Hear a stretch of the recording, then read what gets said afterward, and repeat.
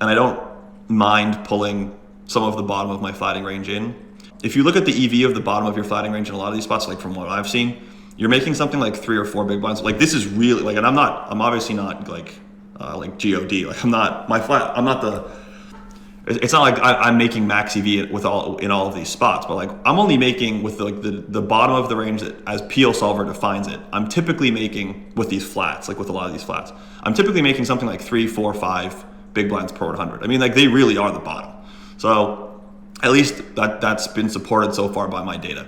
So like if I'm only making 3 big blinds per 100 ordinarily, and like I'm kind of concerned that at final 2 or final 3 tables he might tighten up a little bit, and I'm kind of concerned that at final 2, on 20 big blinds he might tighten up a little bit, like relative to like where he normally would be. And then like you input like some kind of like bluff catching sucks overlay, because like we're at final 2 or final 3 tables, and that's the way the ICM works, generally speaking. And then you like input that like, Igor Kurganov is probably an above average big blind, relative to my data set, like relative to my sample. Not that I like really care that much about that, but like you just add all of these things in. It's only a 3 big blind per 100 flat, like in my database to begin with, right? So like you start with 3 and then you pull these other things out, and all of a sudden it's like maybe it's 0, maybe it's -1, maybe it's -2, maybe it's +1. Like who fucking cares, right? So I don't mind folding. Is basically like what it comes down to. I don't think you're like, wow, you folded here and you're making like 12 big blinds per 100. Like what a fucking disaster. Like I doubt it.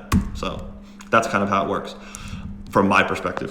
But then he had like a really low flop c-bet, he had a really low turn c-bet, he had a really low, I didn't have too much data on rivers. And so, if he's gonna play post flop passively, then then I'm fine, right? I'm golden.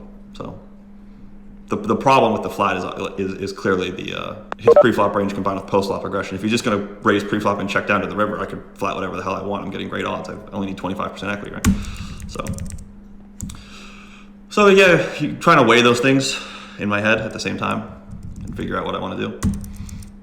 Okay, so anyway, so we check, he bets. Do you ever use it a 3-bet fold? I don't 3-bet fold that much on this stack size, but I wouldn't hate it. I think it's fine. I don't think you should be 3-bet folding a lot, because I think your 3-bet call range is probably supposed to look like queens plus.